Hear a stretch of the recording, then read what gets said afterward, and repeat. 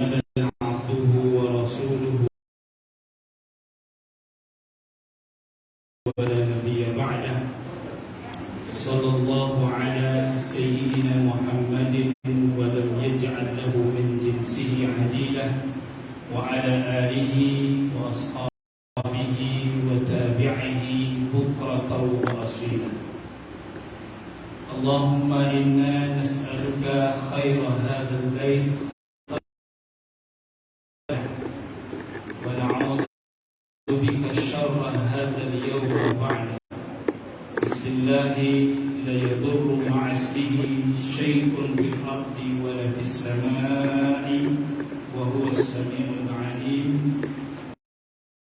بسم الله لا يضر مع اسمه شيء في الأرض ولا في السماء وهو السميع العليم رضينا بالله ربا وبالإسلام دينا وبمحمد نبيا ورسولا اللهم زدنا علما نافعا اللهم فهمنا فهما سالما اللهم أنت ربنا أنت خلقتنا ونحن عبادك ونحن على أحدك ووعدك ما استطعنا نعوذ بك من شر ما صنعنا ونبوء لك بنعمتك علينا ونبوء لك بذنوبنا فاغفر لنا ذنوبنا إنه يغفر الذنوب إلا أنت سبحانك لا علم لنا إلا ما علمتنا إنك أنت العليم الحكيم لا حول ولا قوة إلا بالله رب اشرح لي صدري ويسر لي أمري واحلل عقدة من لساني يفقهوا قولي أما بعد. Yang kita muliakan para alim ulama, para guru kita, para habaib, kiai masyayikh, orang tua kita, khusus Pak Imam Bilal, kita hormati Pak Ketua Masjid KM Nurul Jannah, Pak Kiai beserta kawan-kawan, teman-teman pengurus yang lain yang kami tak sebut nama dan gelar, Bapak Ibu hadirin dan hadirat jemaah salat subuh rahimani wa rahimakumullah. Semoga Allah rahmati kita dan Allah berikan keberkahan kepada kita. Di pagi ini kita bisa berkumpul di tempat yang mulia ini, di rumah Allah, bersama dengan orang-orang yang insyaallah Allah muliakan. Mudah-mudahan perkumpulan kita, pertemuan kita menjadi saksi di muka bumi ini kelak di akhirat. Nah, kita berkumpul karena Allah, bertemu karena Allah, mencintai karena Allah, benci pun karena Allah. Semoga Allah ridhai apa yang kita lakukan dan semoga Allah berkahi apa yang kita perbuat di masa-masa kita hidup di dunia ini. Jemaah yang dimuliakan Allah, di pagi yang berbahagia ini kami mendapatkan bagian untuk menyampaikan tema dengan judul atau dengan tema memaknai takwa. Di kajian kita adalah kajian hadis. Insyaallah kita mengambil sebuah hadis yang diriwayatkan oleh Imam Tirmizi. Hadis ini ada di kitab Arba'in, ya, Sahih Arba'in. Itu hadis tentang ketika sahabat Nabi Mu'adz bin Jabal, Allah meridainya, diutus Rasulullah SAW ke kota Yaman. Karena Mu'adz bin Jabal ini adalah termasuk sahabat yang masih muda. Di pembaiatan yang dilakukan oleh orang Madinah, itu Bai'atul Aqabah Tsaniyah, Bai'ah Aqabah yang kedua di Aqabah. Aqabah itu lereng bukit. Itu ada 70 orang yang berbaiat Rasulullah SAW. Maka di antara 70 itu ada seorang anak muda yang bernama Mu'adz bin Jabal Al-Ansari. Mu'adz bin Jabal Al-Ansari ini kalau dari segi fisik tinggi, putih, tampan. Jadi di masa sekarang anak muda yang putih, tinggi, tampan itu jadi apa? Berondong, ya. Jadi kalau masa dulu tinggi, tampan, putih itu menjadi apa? Menjadi orang yang pembela agama Islam.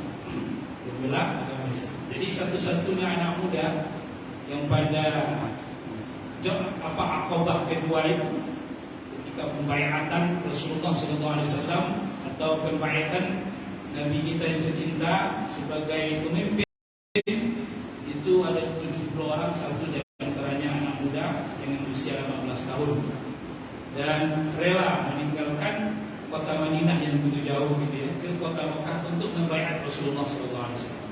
Maka Rasulullah katakan Mu'adz bin Jabal ini adalah sosok anak muda yang cerdas dan menjadi ulama. Di ulama itu artinya apa? Menjadi orang yang penerang, pemberi cahaya.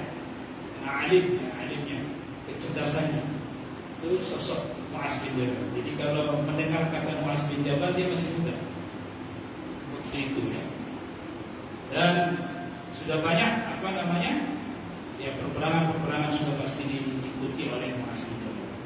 Jemaah yang dimuliakan Allah, nah Mu'adz bin Jabal ini menjadi duta Rasulullah. Duta itu artinya utusan Rasulullah untuk mencerdaskan umat. Salah satu di antaranya Rasulullah mengutus ke kota Yaman untuk mencerdaskan umat, menyebarkan tauhid. Nah, biasanya kalau duta itu sudah dipersiapkan secara material maupun mentalnya, sudah pasti. Maka untuk menyiapkan mental ini, Rasulullah SAW berkata kepada Mu'adz bin Jabal. Yang pertama kata Rasulullah, bagaimana engkau nanti berhukum wahai Mu'adz? Maka Mu'adz menjawab, saya berhukum nanti dengan kitabullah. Kalau tidak kamu temukan dalam kitabullah, dalam Al-Quran, saya berhukum dengan hadis Rasulullah. Kalau kamu tidak menemukan di hadis Rasulullah, maka saya berijtihad ya Rasulullah. Dan ijtihad saya itu tetap bersumber kepada Al-Quran dan hadis. Maka Rasulullah SAW memegang dada Mu'adz bin Jabal dan sambil mengatakan, Alhamdulillah wafaqallah. Segala puji bagi Allah, Allah berikan taufik kepada. Jadi Mu'adz bin Jabal, dia sosok ya, orang yang kalaupun berijtihad tidak suka-suka, tidak sesuka-suka dia, tetap harus berkonsep kepada apa? Al-Quran dan hadis. Nah, yang sangat fenomenal pesannya Rasulullah SAW kepada Mu'adz bin Jabal inilah yang akan kita sampaikan. Dari hadis Mu'adz bin Jabal, Allah meridainya. Hadis ini diriwayatkan oleh Imam Tirmizi. Waqala Imam Tirmizi, hada hasan sahih. Hadisnya hadis sahih. Jadi Imam Tirmizi mengatakan hadis ini sahih, dan itu ada di kitab Al-Arba'in. Kalau jemaah sudah mengaji kitab Al-Arba'in, pasti ketemu hadis ini. Hadis ini singkat tapi padat. Sudah tahu hadisnya? Belum tahu, karena belum dikasih tahu ya. Tapi kalaupun sudah tahu Al-Arba'in masih tahu. Hadisnya singkat padat. Semuanya hafal ya hadis. Ayo, siapa yang hafal? Hadiahnya umrah. Ada yang hafal? Kata Rasulullah SAW berpesan kepada Mu'adz bin Jabal, ittaqillaha haitsuma kun wa atbi'il hasanata as-sayyi'ata tamhuha wa khaliqin nasi bi khuluqin hasan. Tadi saya gampang. Bertakwalah kamu kepada Allah di mana saja kamu berada, dan ikutilah keburukan itu dengan kebaikan, maka yang buruk pasti terhapus. Bergaulah kepada manusia dengan pergaulan yang, inilah pesan Rasulullah kepada dutanya, yaitu kepada Mu'adz bin Jabal ketika diutus ke Yaman. Nah, jemaah yang dimuliakan Allah, kita akan coba mengkaji ya, konsep takwa yang disampaikan Rasulullah kepada Mu'adz bin Jabal. Yang pertama, kata takwa. Mungkin banyak kita mendengar kata takwa ini dengan singkatan-singkatannya. Ta itu artinya tawadhu gitu ya. Kemudian qaf itu qanaah, oh itu wara, macam-macam lah istilah-istilah atau akronim-akronim yang kita temukan tentang takwa. Namun jemaah yang dimuliakan Allah, sebenarnya takwa itu sederhana saja, tapi berat untuk melakukan. Dan ini umum istilah dalam istilah para ulama, yaitu imtithalu awamirillah wa ijtinabu nawahi, begitu. Menjunjung tinggi perintah Allah Subhanahu wa taala, menjauhi segala larangan. Namun sebagian ulama menambah seperti disampaikan oleh Sulaiman Al-Askar dalam kitab Ta'rifut Taqwa. Itu beliau mengatakan nambah sedikit lagi, al-khawfu min azabi, gitu. Dan takut kepada azabnya Allah Subhanahu wa taala. Maka konsep takwa itu sebenarnya adalah kita itu menjaga diri sebenarnya. Jadi makanya ada urutan-urutan untuk menjaga diri itu. Yang pertama, ada orang yang menjaga dirinya untuk tidak jatuh kepada yang haram. Itu menjaga dirinya untuk tidak jatuh kepada yang haram. Sudah pasti yang wajib dikerjakan. Ada orang yang menjaga dirinya sudah naik level, yaitu untuk tidak jatuh kepada yang makruh. Makruh gitu kan. Itu naik levelnya. Jadi yang haram ditinggalkan, yang makruh pun ditinggalkan. Ini naik level. Nah, ada yang ketiga, ya, yang haram dikerjakan, yang makruh sudah pasti jauh. Ya. Kita level-level ini ada pada diri kita sebenarnya. Meninggalkan yang haram, ini mungkin rata-rata kita meninggalkan yang haram. Dan haram ini kan yang maksudnya adalah yang besar-besar, ya. Yang besar-besar, yang al-mubiqat, yang menghancurkan iman kita. Syirik, ya. Kemudian apa lagi? Besar-besar, zina, mencuri, merampok, segala macam lah. Yang sifatnya besar-besar, yang di situ ada hukum had. Ya. Nah, kemudian yang kecil-kecil seperti yang makruh, nah itu sudah pasti kita kerjakan kebanyakan, gitu kan? Ini level-level takwa ini memang bergantung kepada kepada tingkat keimanan kita. Nah, kemudian takwa itu lebih khusus, ya, lebih khusus daripada iman, lebih khusus daripada iman. Makanya di dalam Al-Quran, jemaah yang dimuliakan Allah, itu banyak sekali Allah mengkhitab, memanggil orang beriman, kemudian disuruh bertakwa. Ya ayyuhallazina amanu taqullaha haqqa tuqatih wa la tamutunna illa wa antum muslimun. Wahai orang yang beriman, bertakwalah kamu kepada Allah dan janganlah kamu meninggal kecuali dalam keadaan muslim. Perhatikan khitab Allah, panggilan Allah menggunakan kata ya ayyuhallazina amanu, orang beriman, kemudian disuruh bertakwa. Artinya apa? Artinya orang beriman itu belum tentu bertakwa. Dan orang yang bertakwa sudah pasti beriman. Makanya derajat takwa itu sangat tinggi. Sangat tinggi. Nah, saking tingginya derajat takwa ini, maka Allah Subhanahu wa taala itu memberikan ma'iyahnya, kebersamaannya kepada orang-orang yang bertakwa. Innallaha yuhibbul muttaqin. Di dalam Al-Quran banyak sekali kita temukan. Sesungguhnya Allah mencintai orang-orang yang bertakwa. Wa annallaha ma'al muttaqin. Sesungguhnya Allah bersama orang-orang yang bertakwa. Nah, berarti takwa ini adalah spesial, khusus, orang-orang yang khusus. Nah, bagaimana kita untuk tahu karakter orang bertakwa ini? Sebenarnya banyak sekali di dalam Al-Quran yang menjelaskan tentang karakter orang-orang yang bertakwa. Kita akan ambil 3 ayat saja, yang di situ Allah jelaskan memang ciri orang bertakwa itu. Yang pertama di surah yang kedua, surah Al-Baqarah ayat 1 sampai 4. Sering kita baca surah ini kalau dalam kita menghadiri acara yasinan atau tahlilan. A'udzubillahi minasyaitonirrajim. Alif lam mim.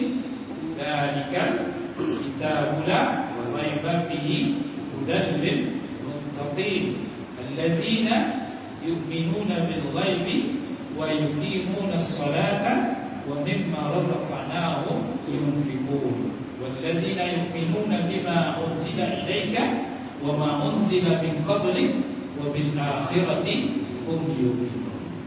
Perhatikan ayat ini. Allah katakan Alif Lam Mim, hanya Allah yang tahu maksud dari itu. Zalikal kitab, Al-Quran ini tidak ada keraguan. Petunjuk bagi siapa? Bagi orang-orang yang bertakwa. Siapa orang bertakwa itu? Allazina yu'minuna bil ghaib, iman pertama kali, beriman kepada yang gaib. Wa yuqimuna as-salat, mendirikan salat. Wa mimma razaqnahum yunfiqun, dan mereka ini orang-orang yang menafkahkan, membayar zakat, berinfak dari harta yang mereka miliki atas rezeki yang kami berikan kepada mereka. Wallazina yu'minuna bima unzila ilaika, beriman kepada kitab yang diturunkan kepada engkau dan kitab yang diturunkan sebelum engkau. Wabil akhirati hum yuqinun, mereka yakin dengan hari akhirat. Ulaika humul mu'minun, mereka adalah orang-orang yang beruntung. Jadi ciri orang bertakwa itu pertama iman, yang kedua amal zahir. Amal zahir, amal yang nampak. Apa dia? Salat, berinfak. Jadi iman, amal zahir, itu orang bertakwa. Kemudian di surah Al-Baqarah ayat 117. Coba perhatikan lagi. Ini agak naik ciri orang bertakwa. Kata Allah Subhanahu wa taala, "Laisal birra an tuwallu wujuhakum qibala al-masyriqi wal maghrib." Bukanlah suatu kebaikan itu engkau menghadapkan wajahmu hanya kepada timur dan barat, gitu ya. Walakinnal birra, tetapi yang baik itu apa? Amanu billah. Kau beriman kepada Allah, kepada malaikat, kepada kitab, wal nabiyyin, kepada para nabi. Wa atal mala ala hubbihi, dan kamu memberikan harta kepada orang yang kau cintai dari karib kerabatmu, kepada anak-anak yatim, wasailin, orang-orang yang meminta, wa riqab, para budak. Wa aqamas shalah, mendirikan salat, wa ataz zakat, membayar zakat, wal mufuna bi ahdihim, dan mereka memenuhi janjinya dan mereka sabar terhadap mudarat yang menimpa mereka. Ulaika allazina shadaqu, itulah orang-orang yang benar, wa ulaika humul muttaqun, dan itulah mereka orang-orang yang bertakwa. Maka di ayat Al-Baqarah 117 ini kita menyimpulkan ciri yang orang bertakwa itu naik level. Apa yang pertama? Iman. Yang kedua apa? Amal zahir, amal yang nampak, infak, salat. Kemudian yang ketiga yaitu akhlak yang mulia. Apa akhlak yang mulianya? As-sabirin, sabar terhadap bencana, terhadap derita yang mereka alami. Apalagi wal mufuna bi ahdihim, dan mereka itu memenuhi janji. Naik level dia. Iman, amal soleh, amal yang nampak, kemudian apa? Akhlak. Itu orang yang takwa. Ini surah Al-Baqarah ayat 117. Kemudian kita masuk ke ayat yang ketiga. 3 ayat saja, nanti baru kita kombinasikan.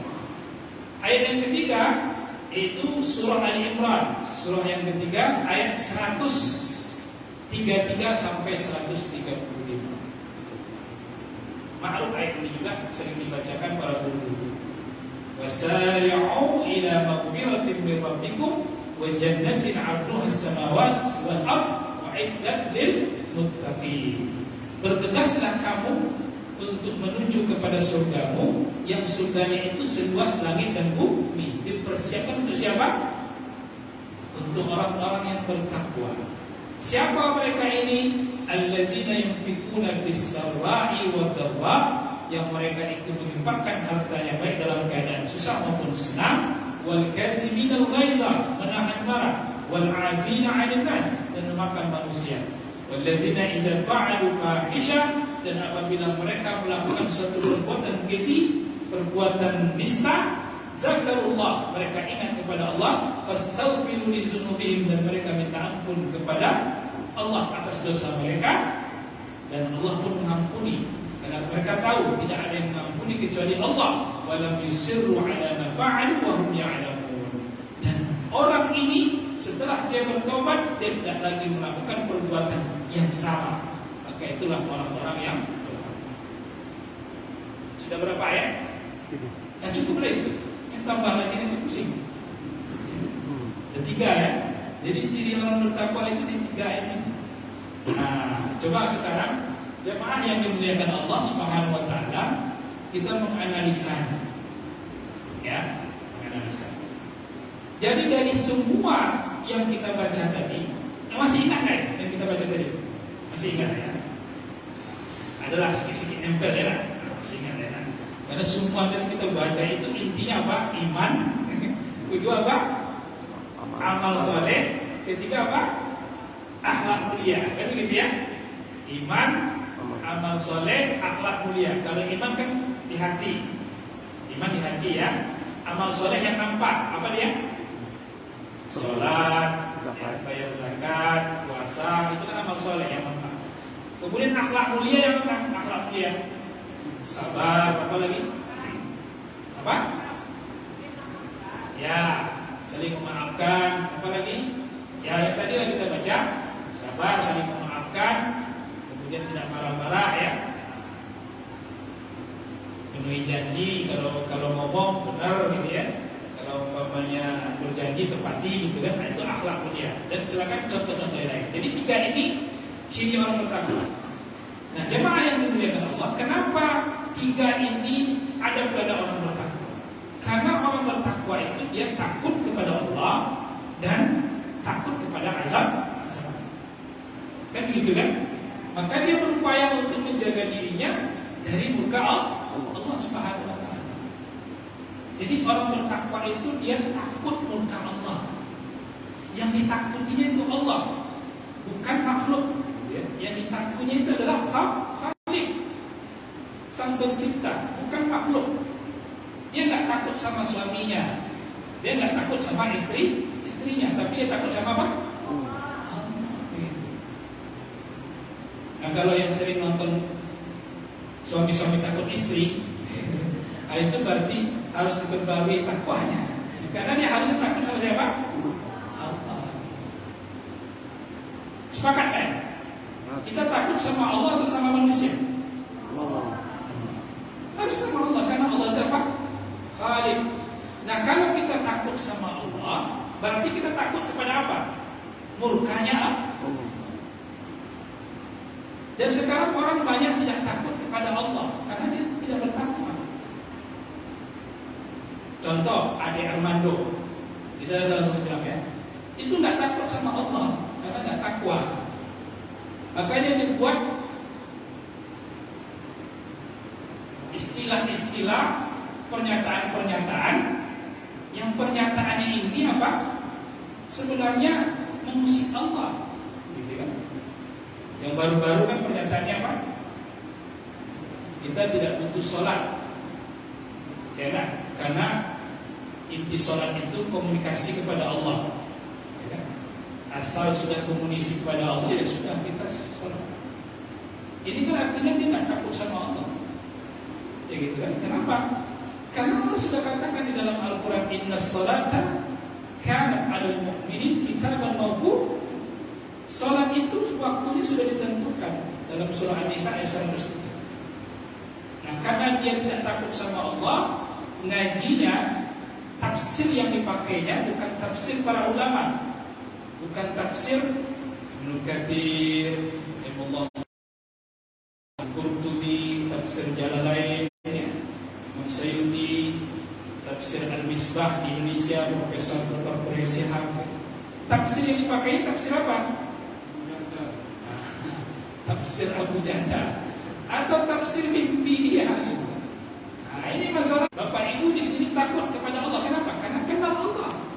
Karena tahu Allah. Siapa Allah itu? Allah katakan dan Allah iklankan dirinya di dalam Al-Quran, dan banyak sekali Allah mengiklankan dirinya. Siapa saya itu? Sebagai contoh dalam surah At-Taghabun, surah yang ke-54 ayat 2 dan 3. Allah iklankan dirinya. Artinya kalau Allah mengiklankan dirinya, mempublikasi dirinya, mengumumkan dirinya, maka kita harusnya takut. Apa kata Allah? Saya ini khalaqas samawati wal ardh. Saya ini pencipta langit dan bumi, lapisan langit yang 7 yang kita kenal, gitu ya. Dan bumi itu saya menciptakan. Wasawwarakum, dan saya yang merencanakan kalian semua dalam bentuk-bentuk seperti ini. Wa ahsana suwarakum, dan kemudian saya buat bentuk kalian seindah-indahnya. Itu Allah katakan seperti Allah iklankan diri.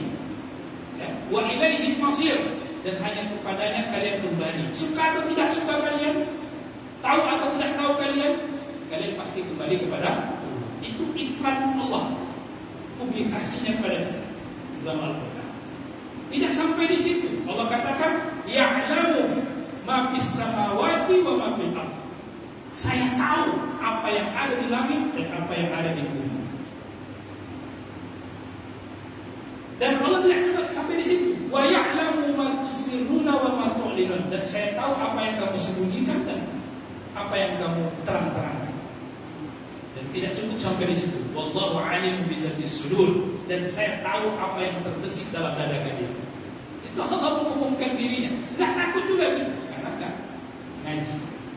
Makanya itu tadi, jemaah yang dimuliakan Allah, kalau orang yang betul-betul takut dia kepada Allah, maka dia tidak akan berbuat, berkata yang itu menyinggung Allah. Itu kan? Menyinggung Allah nggak kalau Adi Armando itu bilang seperti itu? Mungkin ada sebagian orang, Ustaz, mungkin dia berkata seperti itu kan menengok orang ini, orang Islam ini dia sholat tapi nggak mengubah perbuatannya. Dia sudah sholat, tapi kok masih korupsi. Dia sudah sholat tapi kok berkata yang tidak bagus. Dia sudah sholat kok dia berbuat seperti yang aneh-aneh. Bisa begitu kan? Tapi kalau itu alasannya, maka kita bandingannya bukan seperti itu. Bandingannya adalah jangan salahkan sholatnya. Sholat itu nggak ada masalah, karena sholat itu ya sudah ada ketentuannya. Kana 'alal mu'minin kitaban mawqutan. Sholat itu waktunya sudah ditentukan Allah. Mawqutan itu sudah ditentukan, bukan maunya kita. Yang beda itu mawqutan dengan mau kita. Sudah ditentukan waktunya. Itu artinya apa? Ada cara-caranya pun sudah dijelaskan oleh Rasulullah SAW. Kalau umpamanya kita miris menengok orang yang sholat tapi perbuatannya tidak mencegahnya dari perbuatan mungkar, maka kita tidak menyalahkan sholatnya. Kita salahkan siapa? Orang. Itu kalau itu alasan Adi Armando contohnya, tapi bukan itu alasannya kayaknya. Ya, alasannya bukan karena itu. Dan sekarang ini jemaah yang dimuliakan Allah, paham-paham sekularisme, paham-paham liberalisme itu yang merusak ketakwaan kita kepada Allah Subhanahu wa taala. Karena orang ini tidak takut lagi kepada Allah. Contoh yang baru-baru ini yang lagi viral juga.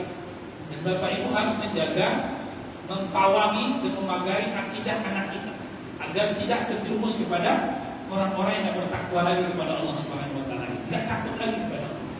Seperti pernyataan yang mengatakan bahwasanya selagi orang-orang ini suka sama suka, maka seks itu boleh.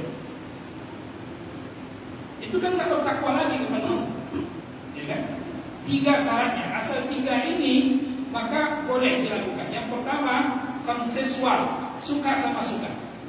Yang kedua aman, tidak terjadi penyakit. Yang ketiga tidak gonta-ganti pasangan dalam waktu tertentu. Kalau 3 ini dipenuhi, maka seks halal. Bapak Ibu setuju nggak itu? Kenapa tidak setuju? Karena Bapak Ibu orang bertakwa, gitu kan? Nah kalau orang yang tidak bertakwa apa? Wah mantap ini, ya gitu kan? Bagus ini, ya suka sama suka, aman, ya kan? Tidak gonta-ganti pasangan dalam waktu tertentu dulu, betul nggak? Nah, tapi kalau umpamanya kita pakai ke dalam konsep Islam yang 3 ini, enak kan? Bagus kan? Apa teman? Konsensual, suka sama suka. Berlaku kepada suami istri, boleh nggak suka sama suka? Memang sekilas bagus, tapi ini bahaya. Kenapa? Kalau istri tidak ada uzur, diajak oleh suami, boleh nggak?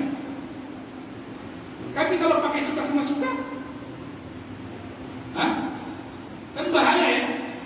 Kan konsepnya dipakai suka sama suka gitu ya. Kalau dipakai ke dalam suami istri yang sah, boleh nggak ini suka sama suka? Nggak boleh. Kalau istri tidak sakit, tidak halangan, suami ngajak, nggak ada istilah suka sama suka. Nggak boleh. Tapi konsep ini dibuat orang ini, pertama untuk menghalalkan zina, yang kedua apa? Untuk membatasi gerak-gerik suami istri melakukan hubungan yang suka sama suka. Saya belum suka ya, belum mood, nggak ada istilah belum mood, ya kan? Tapi kalau istri dalam keadaan haid, dalam keadaan huzur, sakit baru. Ini kan contoh gitu kan. Tapi kalau konsepnya suka sama suka, berlaku kan? Gitu ya. Aman, ya? Aman. Oke lah, aman ini masih oke lah ya. Tidak gonta-ganti pasangan, tidak gonta-ganti pasangan ya, dalam waktu tertentu. Tapi dilakukan dalam waktu yang lain. Itu artinya apa? Satu sisi orang ini apa? Seolah-olah peduli tidak poligami gitu ya. Tapi satu sisi menghalalkan zina, gitu kan? Ini kan bahaya. Jadi jemaah yang dimuliakan Allah Subhanahu Wa Taala, yang namanya zina itu sudah jelas dalam Al-Quran. Baik suka sama suka, gitu kan? Kalau tidak nikah, hukumnya apa? Zina. La taqrabu zina. Itu jelas. Nah ini orang tidak bertakwa orang. Karena tidak takut lagi sama Allah. Dan ini contoh yang sedang viral. Dan kalau kita sempitkan lagi kepada diri kita, makanya jemaah yang dimuliakan Allah, takwa itu adalah al-khawfu bil jalil. Kita takut kepada Allah yang Maha Mulia. Kemudian bersyukur bil qalil, kita berterima kasih, mengucapkan alhamdulillah walaupun sedikit yang Allah berikan kepada kita, gitu kan? Wal ilmu bit tanzil, dan kita yakini firman-firman Allah ini, hadis-hadis Rasulullah SAW.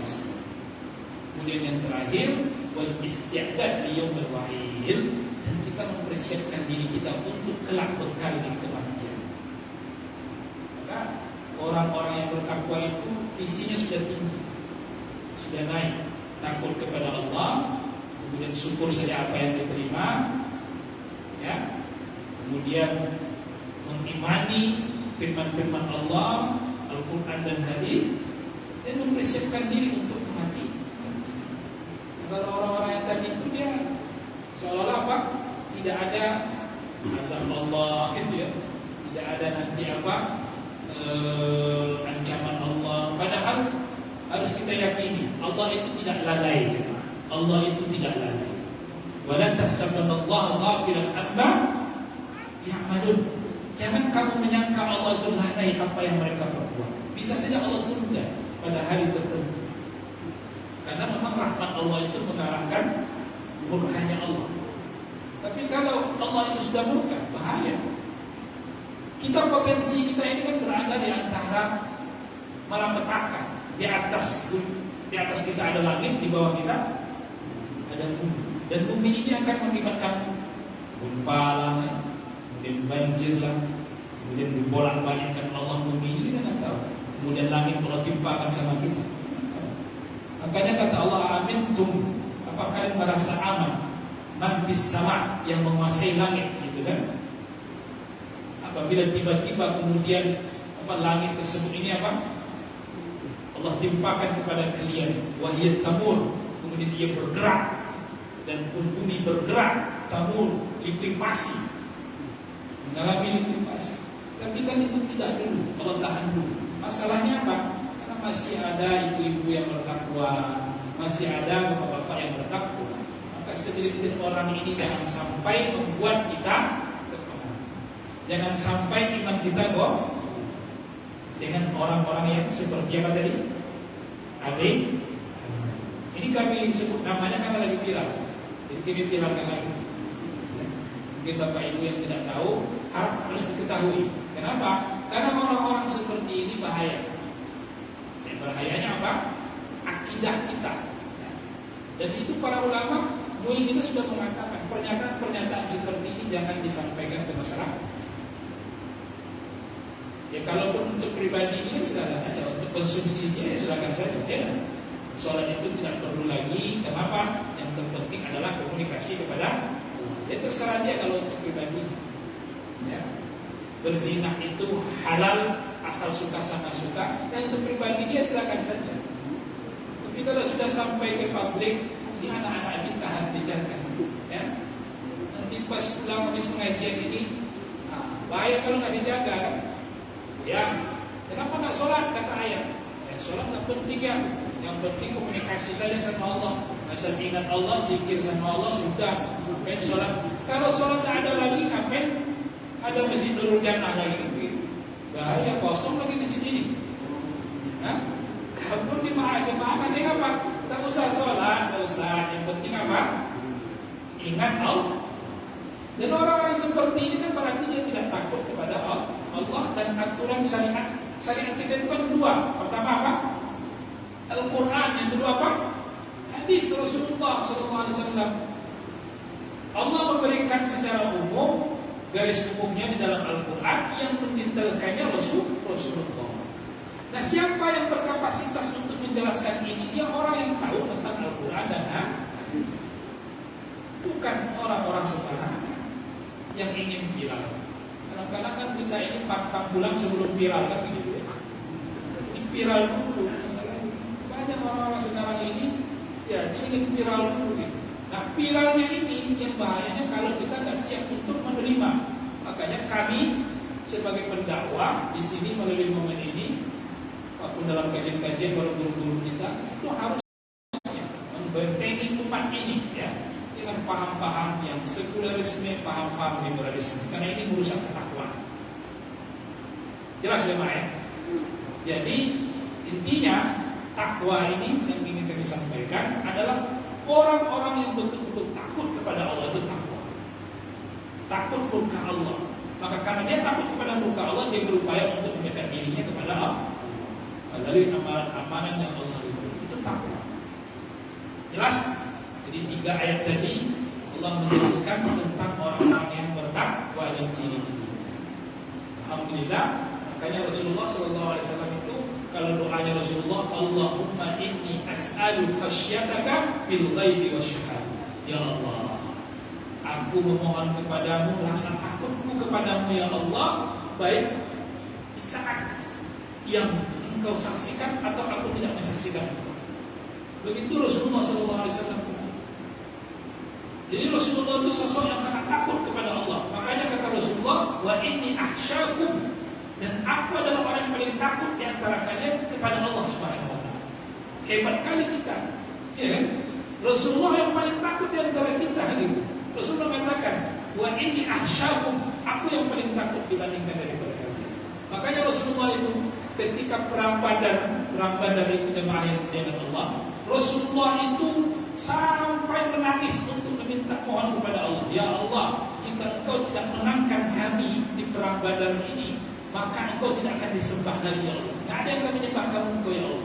Maka kata Abu Bakar Siddiq radhiyallahu anhu, tenang wae, sudah sama, tenang saja. Kamu ini kan apa namanya Nabi Allah ini semua itu kata Allah. Pasti Allah akan buat kemenangan sama kita. Tapi Rasulullah itu nggak tenang, takut kalau kalah. Coba bayangkan, posisi Abu Bakar Siddiq dengan Rasulullah hebat mana sebenarnya? Hebat Rasulullah kan, karena Rasulullah. Tapi Abu Bakar Siddiq tidak, tenang saja kata Abu Bakar Siddiq. Di sini makamnya beda.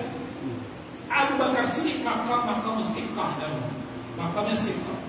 Dia yakin Allah itu pasti maha tahu. Ya sudahlah, itu makam istiqah.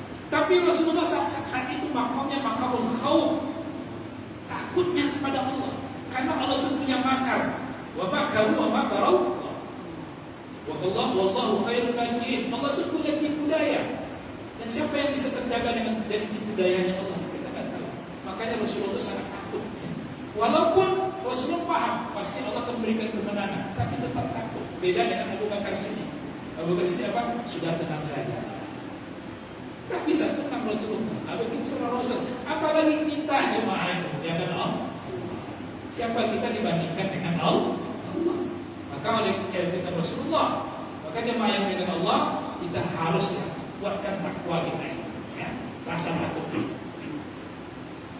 Jadi semua yang menghalau-halaukan, yang menghalang-halangi takwa kita itu dibuang. Itulah diantaranya apa? Kalau zaman sekarang ini apa? sekularisme dan liberalisme, dan termasuk pluralisme. Banyak istilahnya. Sampai pening kepala kita mendengarnya. Sekularisme, pluralisme, apalagi liberalisme, kapitalisme, ateisme, pokoknya isme lah, ya kan? Nah, itu semua pening kepala kita. Makanya Bapak Ibu agar tidak pening apa? Kaji Al-Quran, takwa, ya. Itu saja mungkin bisa kita jelaskan terlebih dahulu. Mungkin dengan pertanyaan-pertanyaan jemaah, yaitu menghidupkan kita. Silakan kalau ada pertanyaan. Betul. Ada? Ya, tidak mesti tentang tema kita. Ya.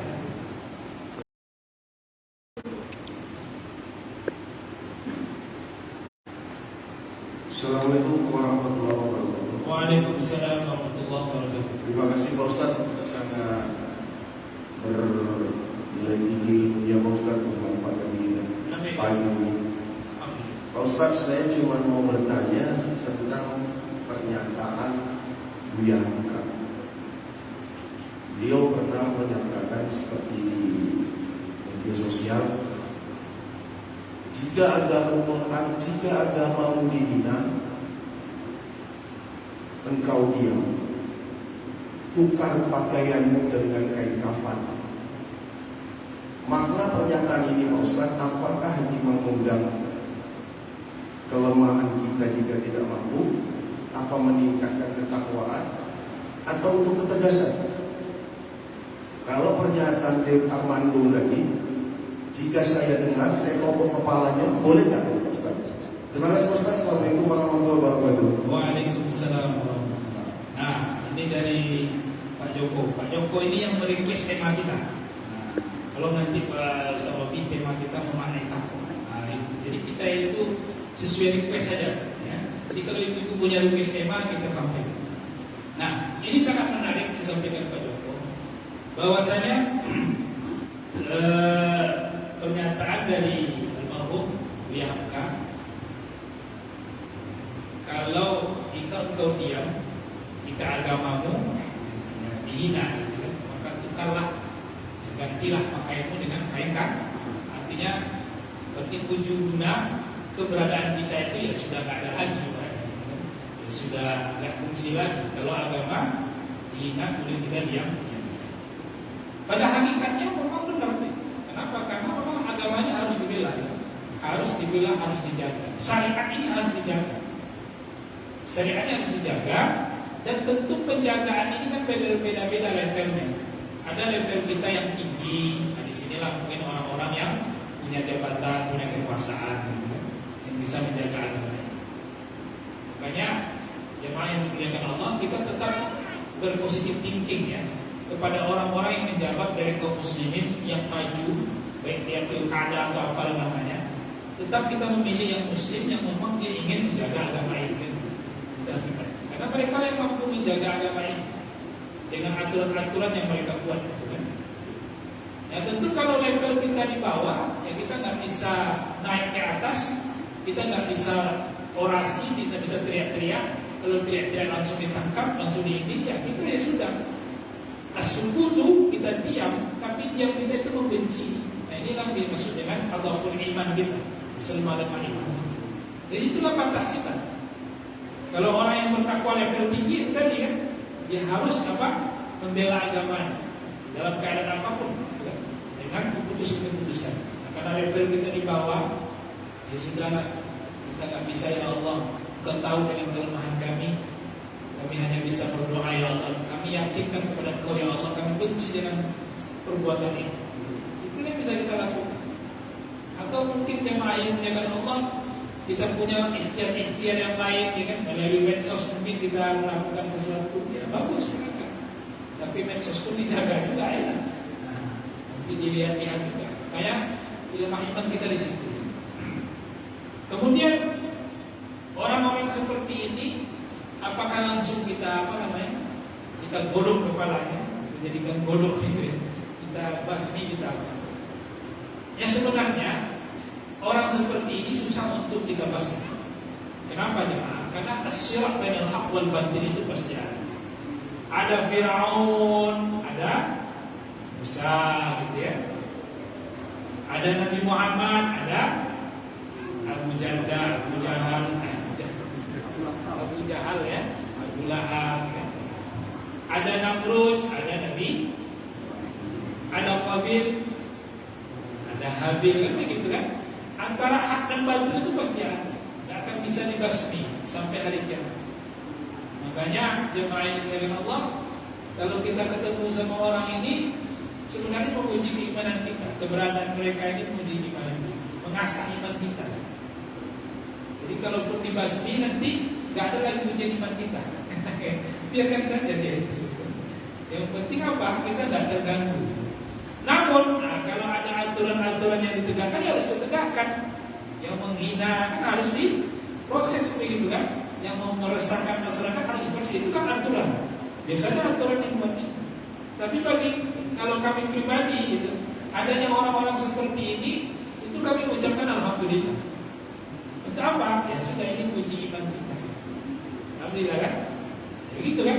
Kenapa? Karena kalaupun dibasmi akan muncul lagi, terus akan muncul sampai hari kiamat.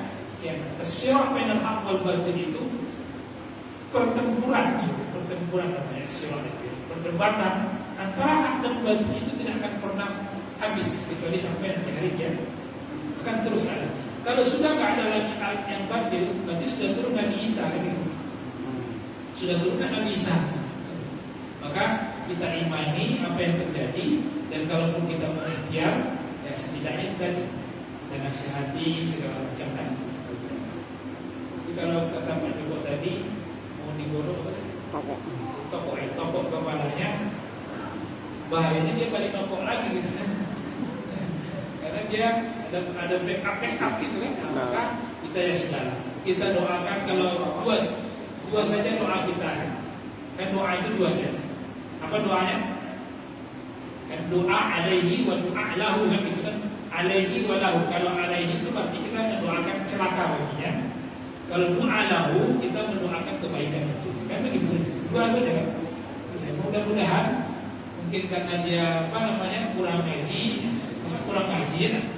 Pintar kayak gitu masa kurang ngaji juga. Mungkin itulah tadi tujuannya apa, untuk apa? Untuk menguji. Begitu.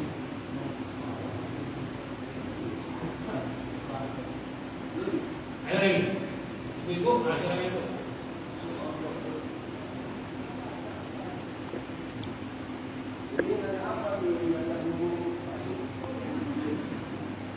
Ini bakso.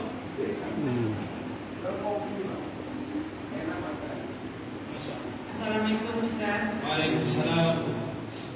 Saya mau bertanya di luar tema ini ya. Silakan. Jadi kan Ustaz mengatakan kalau kita ini kayak pilpres saling itulah pemilu itu yang beragama Islam gitu ya kan. Itu diutamakan yang dengan Islam. Tapi setelah kita memilih udah dulu, malah mereka itu benar-benar tidak memperjuangkan, tidak membela agama dan mengaku Ustaz. Berdasarkan kita apa? Assalamualaikum, makasih Ustaz. Waalaikumsalam warahmatullahi wabarakatuh. Ini perencanaan untuk 2024 ya. Karena sudah apa namanya? Panas. Sudah tertipu di kemarin 2019 ya. Jadi ya kita sebagai orang Islam tetap harus memilih yang Muslim. Kalau nggak dosa, tetap harus pilih yang satu akidah. Ini sebenarnya mau dipakwakan atau dipakwakan tetap harus yang Muslim. Bagaimanapun seburuk-buruknya dia tetap Muslim. Nah, nanti ya, ketika dia duduk ternyata salah, gitu, salah proyeksi kita, dia nggak peduli kayak ini. Walaupun sebenarnya tidak peduli, tapi setidaknya dia masih mewarnai di situ, masih mewarnai yang ada di situ. Dia Muslim. Makanya jemaah yang dimuliakan Allah, memang dalam Islam itu ada istilah mana mudarat yang paling ringan. Di antara yang Muslim itu, kita yang memilih lagi mana yang paling sedikit mudaratnya. Kan begitu kan? Karena pasti akan tetap ada mudarat. Buktinya belum tentu yang alim itu juga baik gitu kan? Kalau sudah dulu. Karena di situ banyak siluman-silumannya. Gitu. Ya kan siluman itu banyak di situ. Yang gaib-gaib, maksudnya yang setan-setan itu banyak di situ. Makanya betul-betul ya, kalau kita tidak mendapatkan yang paling hebat, yang paling bagus agamanya, ya setidaknya paling kurang mudaratnya. Nah kalau sudah jadi dia ternyata lalai, tadi ya kita tak berdosa karena kita sudah ikhtiar. Makanya Rasulullah itu mengingatkan kepada kita, di antara 3 orang yang Allah tidak akan pandang dia kelak di hari kiamat, dan Allah tidak ajak dia bicara nanti pada hari kiamat, Allah abaikan dia adalah orang yang ketika membaiat imam, dia ketika membaiat itu dia minta uang. Itu termasuk orang yang Allah pandang. Karena itu istilahnya sogok menyogok itu. Namun saat sekarang ini sogok menyogok itu harus ada. Karena kalau tidak itu nggak naik, yang naik yang lain gitu kan. Nah, maka ada sebagian ulama yang mengatakan seperti Gus Baha, yaitu membolehkan. Kenapa? Kalau nggak naik yang lain, naik yang bukan satu agama, makanya itu boleh. Tapi kami tetap ingatkan, ya, kami tetap ingatkan bagi kita, siapa yang memilih seseorang man ba'a imaman bihajatin qada'a, karena hajat, karena ingin sesuatu dari imam itu, maka nanti Allah akan pandang nanti kalau dia hari. Ini bahaya teman, karena itu sudah masuk sogok menyogok. Maka upayakan jangan itu. Makanya kalau kita melihat, ini saya pilih, dan kita tidak butuh uangnya. Kalau ternyata dia kita pilih, kita sudah yakin dia lebih bagus pada ini, terus dia ternyata ketika sudah duduk dia tidak peduli pada Islam tadi, kita tidak dosa karena kita memilihnya dengan tidak pakai uang. Itu salah satu caranya agar kita terhindar dari money politik. Itu. Kalaupun itu terjadi, ini terjadi. Kalaupun itu terjadi, harus pakai uang karena dia datang kepada kita pakai uang. Kalau enggak dia nggak akan jadi, gitu kan? Maka ya sudah, kita terima mungkin, tapi kita harus bertobat ya.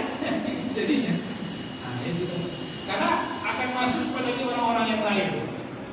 Maka tentu kita tetap sekali lagi kita memilih yang imannya bagus, Islamnya bagus, takwanya bagus. Nah, kalaupun susah itu cari yang kurang mudaratnya, kan begitu saja.